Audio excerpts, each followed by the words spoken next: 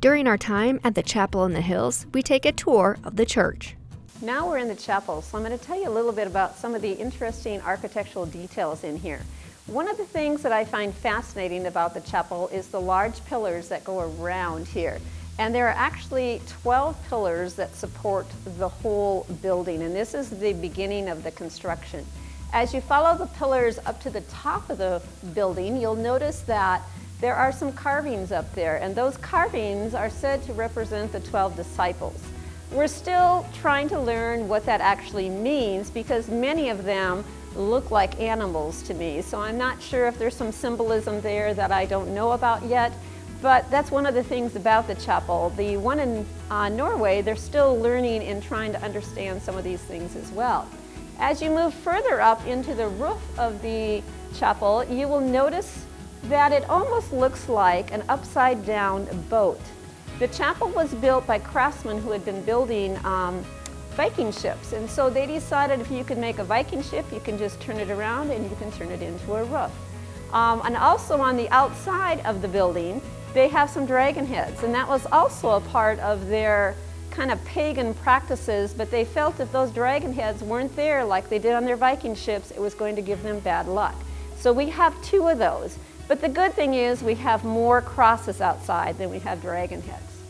As you move forward into the church, you will notice the simple stone altar that we have up front. Baptismal fount is over here. And then off to my left over here, there is a window. That window we often referred to as a leper's window for many years. But recently in Norway, they discovered that they don't think that was really true. They have a feeling it was more like a prayer window. So if you came to church, you wanted to pray, the building was locked, they would leave that little window open so you were able to see the altar and the cross on the altar and make your prayers feel like they were being heard by God if you just really needed some time like that. Outside on the building, you'll notice that the building is completely surrounded by an ambulatory. And they think that ambulatory had 3 reasons. One of them was it helped for people in inclement weather that they had a place to stand. Another reason it was put there is because back in 1100s when this church was built, they had to bring weapons with them wherever they went, but the weapons could not come inside the church, so they were left outside. And probably the most significant reason they did this was architecturally. That ambulatory prevents all of the elements of the rain and the snow from getting to the actual structure of the church. And so it makes this last years and years and years. And we also have the bell tower behind on the outside of the building.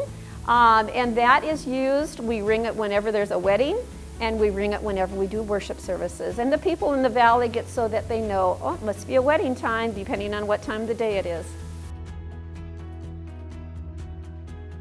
All right, Joyce, so tell me a little bit about your attire today. Okay, this is called a bunad, which is the traditional costume in Norway.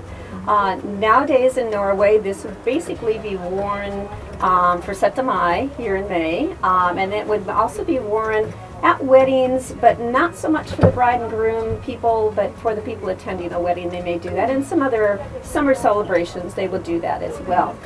The bunads are different throughout different regions of Norway. This one has the beaded breastplate in it, which is a very special piece that they will do.